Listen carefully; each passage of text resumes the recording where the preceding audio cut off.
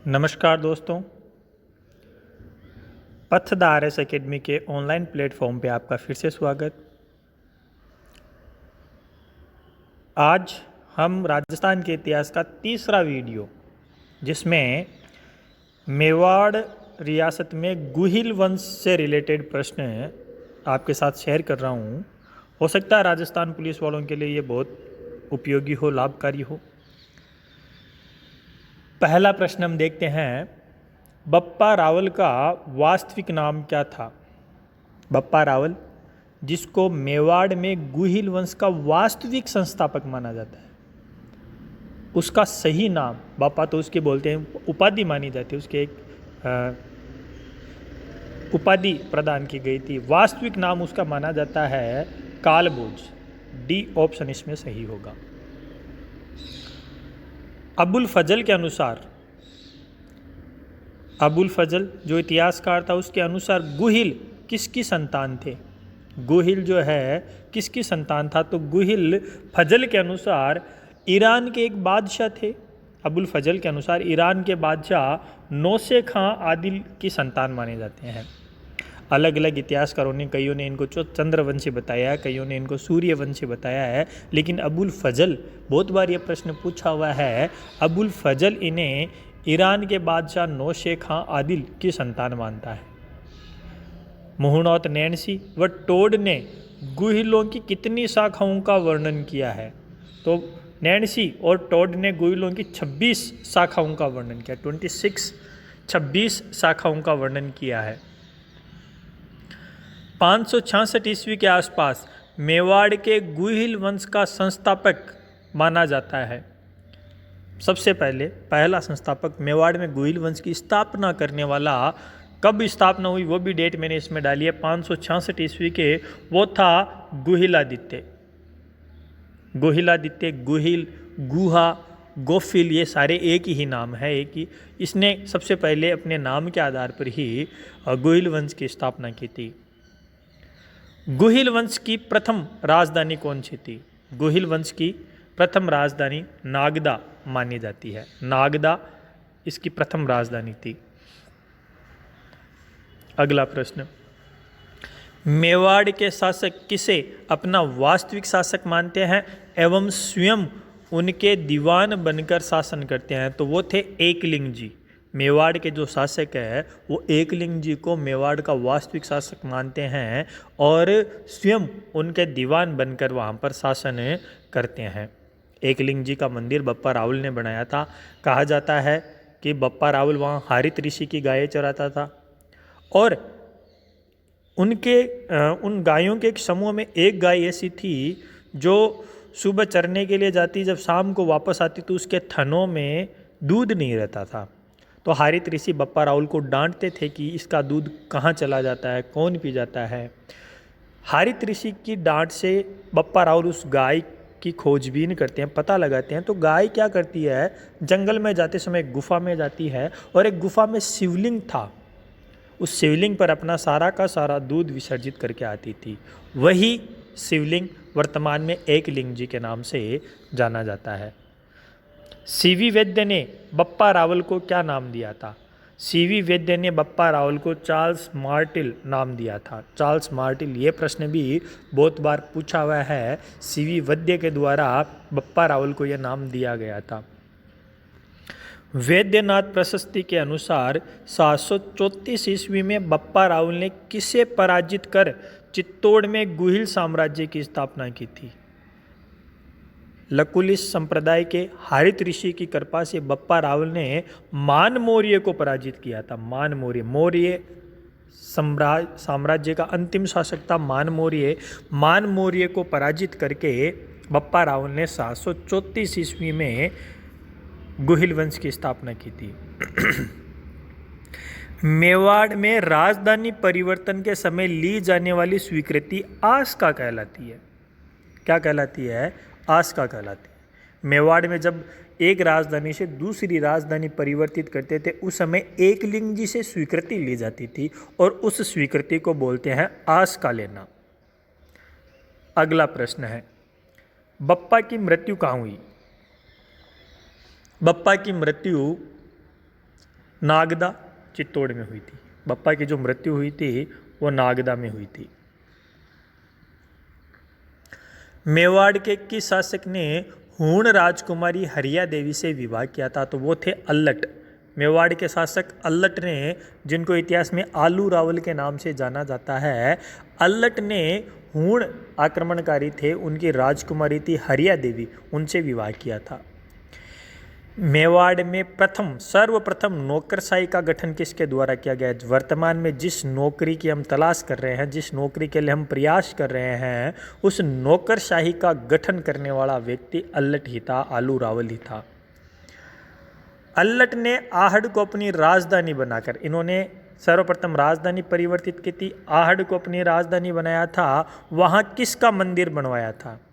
अल्लट ने वहाँ पर त्रिभुवन नारायण का मंदिर बनवाया था। अल्लट ने त्रिभुवन नारायण का मंदिर, त्रिभुवन नारायण नहीं है, वहाँ इन्होंने वराह मंदिर का निर्माण करवाया था। अल्लट ने वराह मंदिर, आहड़ में वराह मंदिर का निर्माण करवाया था। आहड़ अल्लट के समय, आहड़ जो सभ्यता मानी जाती है वो इस आलू रावल के समय प्रमुख व्यापारिक केंद्र माना जाता था, और उसमें इस वराह मंदिर का निर्माण अल्लट के द्वारा करवाया गया था। त्रिभुवन नारायण मंदिर का निर्माण चित्तौड़ में किसके द्वारा करवाया गया था? तो यहाँ ये ध्यान में रखना, त्रिभुवन नारायण मंदिर का निर्माण चित्तौड़ में परमार शासक भोज द्वारा करवाया गया था। भोज परमार ने त्रिभुवन नारायण का मंदिर निर्माण करवाया था। मोक्कल ने इसका जीर्णोद्धार करवाया था। वर्तमान में इसको मोक्कल मंदिर भी बोलते हैं, इसको संबिद्वेश्वर मंदिर भी कहा जाता है। किस शासक के समय मेवाड़ के गुहिल दो शाखाओं में बंट गए थे? तो वो थे रण सिंह। रण सिंह को इतिहास में कर्ण सिंह भी बोलते हैं। कर्ण सिंह के दो पुत्र थे, खेम सिंह और राहव। खेम सिंह और राहव दोनों अलग अलग शाखाओं में विभक्त हो गए। तो रण सिंह के शासनकाल में ही मेवाड़ के गुहिल है, एक तो रावल शाखा हो गई थी और एक राणा शाखा हो गई थी। रावल शाखा ने मेवाड़ पर शासन किया था। रावल शाखा सिसोदा ग्राम सिसोदिया कहलाए थे आगे। राणा शाखा में विभक्त हो गए थे। मेवाड़ की राजधानी सर्वप्रथम चित्तौड़ को किसने बनाया था? चित्तौड़ को राजधानी बनाने वाले थे जत्र सिंह। जत्र सिंह ने सबसे पहले मेवाड़ को राजधानी चित्तौड़ राजधानी बनाने वाले जत्र सिंह थे। 1227 ईस्वी में भूताला का युद्ध किस के मध्य हुआ था? तो भूताला का युद्ध हुआ था जत्र सिंह और इल्तुतमिश के मध्य। भूताला का युद्ध हुआ था जत्रमिश और इल्तुतमिश के मध्य। कहा जाता है कि इल्तुतमिश दिल्ली की ओर कूच कर रहे थे, तो दिल्ली जाते समय रास्ते में जत्र सिंह और उनके बीच मुकाबला हुआ था। मेवाड़ चित्रशैली का प्रथम चित्रित ग्रंथ श्रावक प्रतिक्रमण सूत्र चूर्णी की रचना किसके समय हुई थी? यहाँ पर भी ये ध्यान में रखना, बहुत बार प्रश्न पूछा हुआ है। श्रावक प्रतिक्रमण सूत्र चूर्णी की रचना मेवाड़ के महाराजा रावल तेज सिंह के समय हुई थी। तेज सिंह, हाँ, कहा जाता है तेज सिंह की पत्नी थी जयतल देवी, उन्होंने भी श्याम पार्श्वनाथ मंदिर का निर्माण करवाया था मेवाड़ में। रावल शाखा का अंतिम शासक कौन था? रावल शाखा, दो शाखाएं थी। रावल शाखा का अंतिम शासक था रावल रतन सिंह। रतन सिंह किसका पुत्र था? तो रतन सिंह पुत्र थे समर सिंह के। समर सिंह के पुत्र माने जाते हैं रतन सिंह। मेवाड़ के गुहिलों की रावल शाखा का अंतिम शासक था, और उसके बाद राणा शाखा आ जाती है। समर सिंह के पुत्र माने जाते हैं। अगला प्रश्न, अलाउद्दीन ने चित्तौड़ पर अधिकार कब किया था? तो अलाउद्दीन ने चित्तौड़ पर आक्रमण किया, और चित्तौड़ पर आक्रमण करके 26 अगस्त 1303 को पूर्णतया चित्तौड़ पर अधिकार कर लिया था। चित्तौड़ का प्रथम शाखा कब हुआ था? तो चित्तौड़ का प्रथम शाखा होता है 1303 को। देखो, राजस्थान का प्रथम शाखा 1301 को होता है रानी रंग देवी के नेतृत्व में, लेकिन चित्तौड़ के प्रथम शाखा की बात आए तो वो 1303 में अलाउद्दीन खिलजी और रतन सिंह, पद्मिनी वाली कहानी यहाँ पर चलती है। 1303 में चित्तौड़ का प्रथम शाखा होता है। खिलजी ने चित्तौड़ के आक्रमण के समय कौन सा इतिहासकार खिलजी के साथ आया था? तो वो थे अमीर खुसरो। अमीर खुसरो ने चश्मदीद गवाह माने जाते हैं अमीर खुसरो इस युद्ध के। अमीर खुसरो इस युद्ध में उनके साथ आए थे। चित्तौड़ के प्रथम साके का वर्णन अमीर खुसरो अपनी किस पुस्तक में करता है? तो वो खजवाइन उल फतूह है। ये सी ऑप्शन इसमें सही माना जाएगा। अमीर खुसरो की किताब मानी जाती है खजवाइन उल फतूह है। खजवाइन उल फतूह में खुसरो इस युद्ध का वर्णन करता है। गोरा बादल किसके अंग रख सकते? एक तो गोरा बादल पद्मिनी के अंग रख सकते, एक तो पद्मिनी का चाचा था, एक पद्मिनी का भतीजा था, भाई था। एक पद्मिनी का भाई था और एक पद्मिनी का चाचा था। खिलजी चित्तौड़ पर अधिकार कर उसका नाम परिवर्तित कर क्या रखता है? खिलजी, अलाउद्दीन खिलजी चित्तौड़ पर अधिकार करता है। चित्तौड़ पर अधिकार कर चित्तौड़ को अपने पुत्र खिज्र खां को सौंप देता है और चित्तौड़ का नाम खिजराबाद कर देता है। ये ध्यान में रखना है, खिजराबाद चित्तौड़ का नाम कर देता है। पद्मिनी कहाँ की राजकुमारी थी? पद्मिनी थी सिंहल द्वीप, श्रीलंका की। पद्मिनी कहाँ की राजकुमारी थी? तो पद्मिनी सिंहल द्वीप, श्रीलंका। सिंहल द्वीप को कहा जाता है श्रीलंका। रतन सिंह पद्मिनी के सौंदर्य का वर्णन किससे सुनता है? तो इसके पीछे एक बड़ी कहानी है कि पद्मिनी के पास में एक बोलने वाला राय जाति का हीरामन तोता था और वो उड़ता हुआ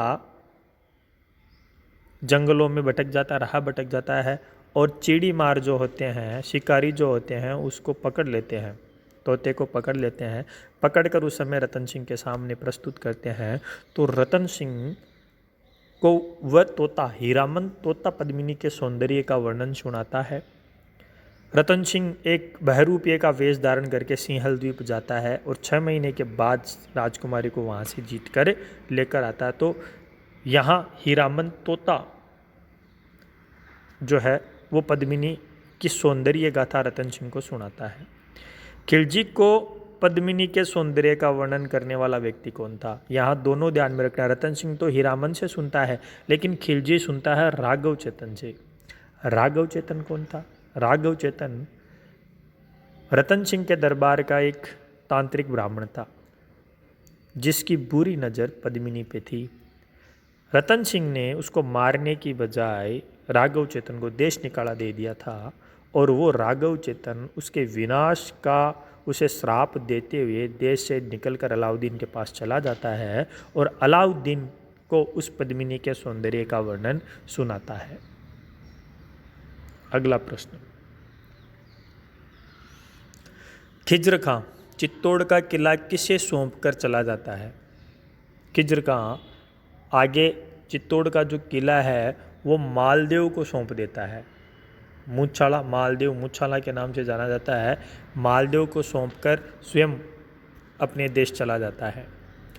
पद्मावत नामक ग्रंथ किसके द्वारा लिखा गया था? पद्मावत नामक ग्रंथ मलिक मोहम्मद जायसी के द्वारा लिखा गया है। बहुत ही इंपॉर्टेंट प्रश्न है, ये ध्यान में रखना आपको। पद्मावत नामक जो ग्रंथ है वो मलिक मोहम्मद जायसी के द्वारा लिखा गया है। मेवाड़ में सिसोदा साम्राज्य, राणा शाखा आ गई ना, ये दूसरी शाखा। मेवाड़ में सिसोदा ग्राम, सिसोदा साम्राज्य, राणा शाखा की स्थापना किसने की? तो वो थे हमीर, राणा हमीर। राणा हमीर प्रथम, राणा शाखा के प्रथम शासक कह सकते हैं इनको हम। निम्न में से राणा हमीर की उपाधि नहीं थी। मेवाड़ का उद्धारक बिल्कुल सही है, विषम घाटी पंचानन बिल्कुल सही है, वीर राजा सही है, प्रथम हिंदू सम्राट ये नहीं था, प्रथम हिंदू सम्राट नहीं था, ये आपको ध्यान में रखना है। ये इसकी उपाधि नहीं थी। बाकी मेवाड़ का उद्धारक राजा भी बोलते हैं इसको, वीर राजा भी बोलते हैं और विषम घाटी पंचानन भी इसको कहा जाता है। मेवाड़ मालवा युद्ध का सूत्रपात किसके समय माना जाता है? तो मेवाड़ मालवा युद्ध का सूत्रपात माना जाता है राणा क्षत्र सिंह खेता के समय। कहा जाता है कि मालवा का दिलावर गोरी को पराजित किया था। खेता ने मालवा के दिलावर खां गोरी को पराजित किया था और मेवाड़ और मालवा के बीच में संघर्ष की शुरुआत यहीं से होती है। मेवाड़ के किस शासक के समय जावर में चांदी की खान निकली थी? जावर माइंस वर्तमान में बहुत प्रसिद्ध है। लाखा के समय राणा लक्ष्य सिंह, जिसको इतिहास में लाखा के नाम से जाना जाता है, लाखा के समय जावर में चांदी की खान निकली थी। प्रसिद्ध पिछोला झील का निर्माण एक बंजारे ने किस शासक के समय करवाया? कहा जाता है कि एक बंजारा था जिसका नाम छित्तर भी किताबों में लिखा मिलता है, पिच्छू भी लिखा मिलता है। छित्तर या पिच्छू नामक बंजारे ने राणा लाखा के समय अपने बेल की स्मृति में इस पिछोला झील का निर्माण करवाया था। लाखा ने दिल्ली के किस शासक को पराजित कर बदनौर के समीप तीर्थ कर समाप्त करने का वचन लिया था? तो वो था गयासुद्दीन द्वितीय। गयासुद्दीन द्वितीय को पराजित किया था और तीर्थ कर जो हिंदुओं पे लगाया जाता था उसको समाप्त करने का वचन लिया था। मेवाड़ का भीष्म पितामह किसे कहा जाता है? लाखा का पुत्र था चूड़ा। चूड़ा ने आजीवन विवाह न करने की प्रतिज्ञा ली थी, इसलिए इसको मेवाड़ का भीष्म पितामह कहा जाता है। अगला प्रश्न, राणा मोकल किसका पुत्र था? राणा मोकल लाखा का पुत्र था। कहा जाता है कि एक बार दरबार में मारवाड़ का रणमल अपनी बहन हंसाबाई की लग्न पत्रिका या नारियल, हंसाबाई की सगाई का नारियल लेकर मेवाड़ दरबार में उपस्थित हुआ था और कहा जाता है कि वो नारियल चूड़ा के लिए था। राणा लाखा के पुत्र चूड़ा के लिए था, लेकिन चूड़ा उस समय दरबार में उपस्थित नहीं था। राणा लाखा इसको मजाक समझता है कि मेरे साथ इस प्रकार का मजाक किसने कर लिया, मैं तो वृद्ध हो गया हूँ, बूढ़ा हो गया हूँ, मेरे लिए यह नारियल किसने भेज दिया।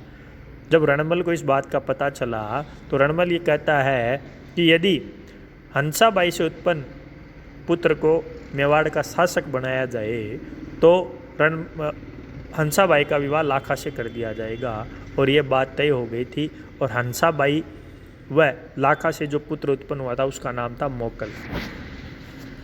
मोकल की हत्या किसके द्वारा की जाती है? राणा खेता के पासवान के पुत्र थे चाचा और मेरा मोकल की हत्या कर देते हैं। महाराणा कुंभा किसका पुत्र था? महाराणा कुंभा थे मोकल के पुत्र।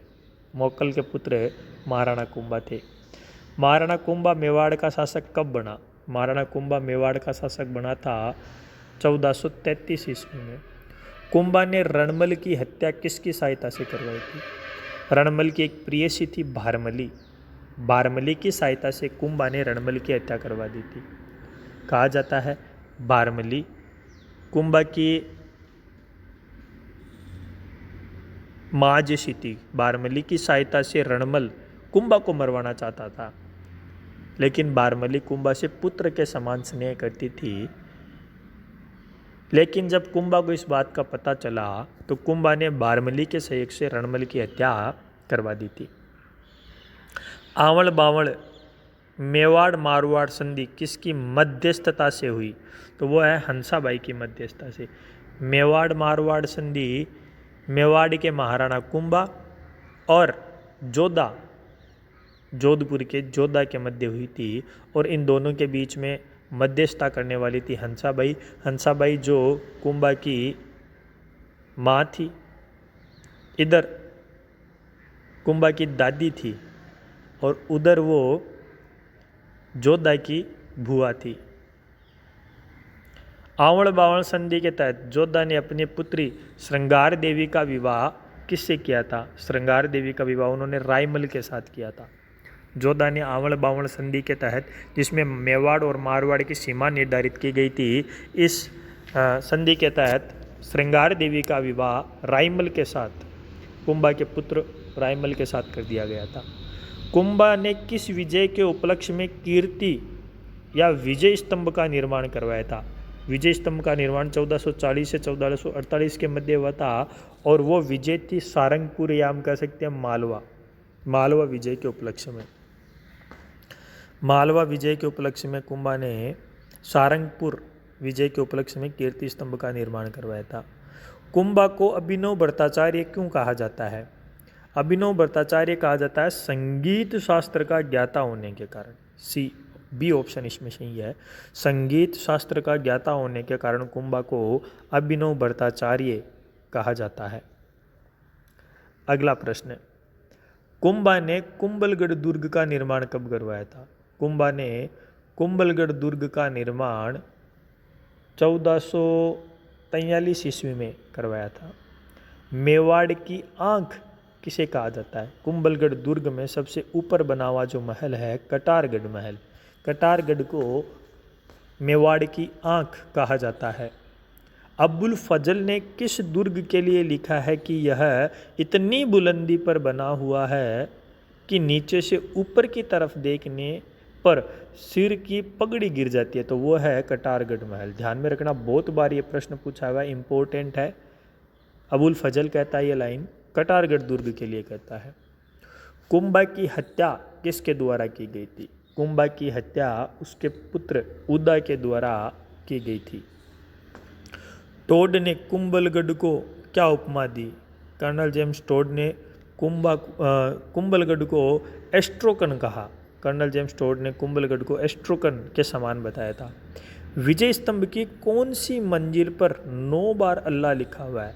तो वो तीसरी मंजिल है। 9 मंजिला महल है ये। 9 मंजिले महल की तीसरी मंजिल पर 9 बार अल्लाह लिखा हुआ है। कुंभलगढ़ दुर्ग का वास्तुकार कौन था? कुंभलगढ़ दुर्ग का वास्तुकार था मंडन। ध्यान में रखना, इंपॉर्टेंट है, ये भी बहुत बार परीक्षा में पूछा गया है। कुंभलगढ़ दुर्ग का वास्तुकार था मंडन। कीर्ति स्तंभ प्रशस्ति का लेखक किसे माना जाता है? तो कीर्ति स्तंभ प्रशस्ति जो लिखी गई थी उसका लेखक था अत्रि, उसका पुत्र अत्रि और उसका पुत्र महेश माना जाता है। कीर्ति स्तंभ प्रशस्ति का लेखक अत्रि ने उसकी शुरुआत की थी और पूर्ण उसके पुत्र महेश ने किया था। कुंभा के वह दरबारी कवि जिन्होंने एकलिंग महात्म्य ग्रंथ लिखा था तो वो थे कान्य व्यास। यह भी इंपॉर्टेंट है, ध्यान में रखना। एकलिंग महात्म्य ग्रंथ की रचना कान्य व्यास के द्वारा की गई थी। अगला, निम्न में से असत्य है। जैन आचार्य हीरानंद कुंभा के गुरु थे, बिल्कुल सही। आचार्य सोमदेव ने कुंभा को कविराज की उपाधि दी, यह भी बिल्कुल सही। सारंग व्यास कुंभा के संगीत गुरु थे, यह भी सही। इनमें से कोई नहीं, तो यह ऑप्शन इसमें माना जाएगी। कोई तीनों में से कोई भी लाइन असत्य नहीं है, सभी की सभी सत्य है। कुंभा की पुत्री वागीश्वरी देवी का वास्तविक नाम क्या था? रमाबाई। रमाबाई, जिसको इतिहास में वागीश्वरी संगीतज्ञ थी, ये भी इतिहास में इन्हें वागीश्वरी देवी के नाम से जाना जाता है।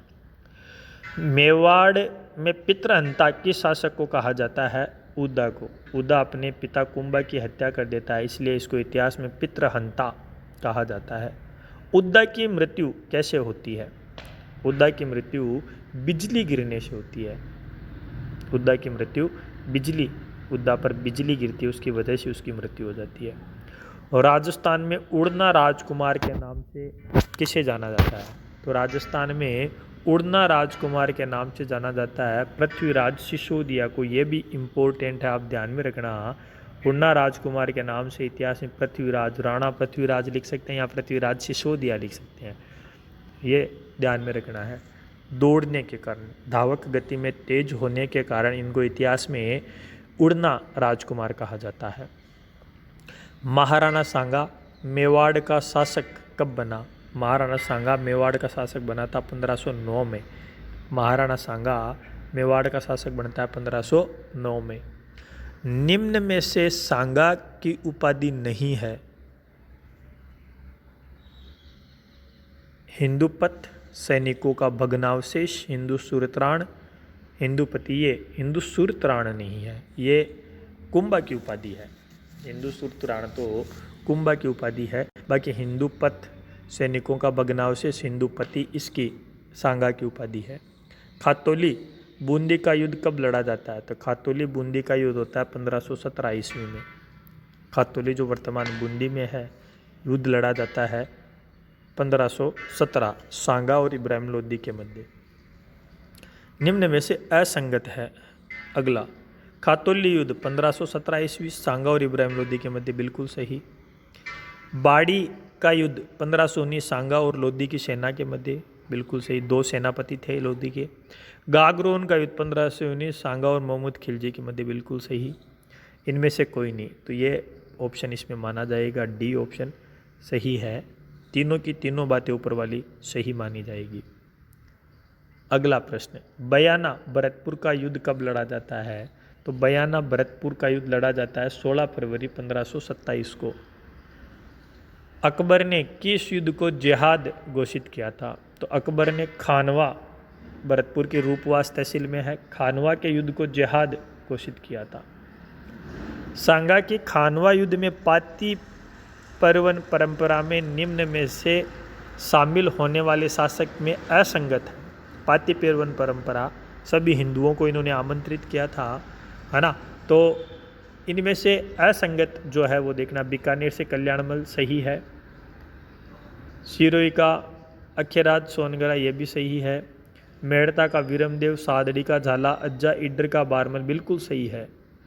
ये इनमें से कोई नहीं, ये ऑप्शन इसमें सही माना जाएगा, ये इसमें सही माना जाएगा क्योंकि सब संगत है ये। तो एफ मैंने चारों पांचों इसमें लिख दिए हैं ताकि ध्यान में रहे। बीकानेर से कौन आया, सिरोही से कौन आया, मेड़ता से कौन आया, सादड़ी से कौन आया, इडर से कौन आया, ये आपको ध्यान में रखना है। खानवा में सांगा की पराजय का प्रमुख कारण था बाबर का तोपखाने का प्रयोग, बिल्कुल सही। तुगलम युद्ध पद्धति, ये भी सही है। सलदी तंवर का बाबर से मिल जाना, सलदी तंवर जो सांगा का विश्वास पाता था अंतिम समय में ये बाबर से जाकर मिल जाता है, यानी उपयुक्त सभी ये तीनों कारण पराजय के प्रमुख कारण माने जाते हैं। खानवा युद्ध में सांगा के घायल होने पर उसका राज मुकुट किसे धारण करवाया था? वो थे सादड़ी के झाला अज्जा को। झाला अज्जा, सादड़ी के झाला अज्जा था, उनको सांगा का राज चिन्ह धारण करवाया गया था। निम्न में से सही है। घायलावस्था में सांगा को बसवा दौसा ले गए थे, बसवा जो वर्तमान दौसा में है, बिल्कुल सही। कालपी नामक स्थान पर सांगा की मृत्यु हुई जहां उनको जहर दे दिया गया था, सांगा की मृत्यु जहर देने से हुई, तीनों सही यानी उपयुक्त सही है। घायलावस्था में सांगा को बसवा दौसा ले गए, वहां जब उनको होश आया तो उन्होंने वापस अपनी सेना को संगठित करने का प्रयास किया था। इर्ची नामक गांव में उन्होंने राजपूतों को बुलाना, राजाओं को आमंत्रित करना प्रारंभ कर दिया था। तो वहाँ कहा जाता है कि उनको वहाँ से कालपी ले गए थे, कालपी में उनको जहर दे दिया गया था जिससे सांगा की मृत्यु, कालपी जो मध्य प्रदेश में है वहाँ उनकी मृत्यु हो जाती है। खानवा विजय के बाद बाबर ने कौन सी उपाधि धारण की थी? तो वो थी गाजी। गाजी की उपाधि बाबर ने खानवा विजय के बाद की थी। जितने भी सैनिक थे उन सैनिकों की खोपड़ियों को इकट्ठा करके एक मीनार बनाई थी और इस मीनार के ऊपर खड़ा होकर उन्हें गाजी की उपाधि धारण की थी। सांगा की छतरी कहाँ बनी हुई है? सांगा की छतरी मांडलगढ़ में बनी हुई है। मांडलगढ़ जो भीलवाड़ा में, वहाँ सांगा की छतरी बनी हुई है। दोस्तों ये प्रश्न थे आपके सामने, उम्मीद है कि ये प्रश्न आप सभी के लिए उपयोगी साबित होंगे।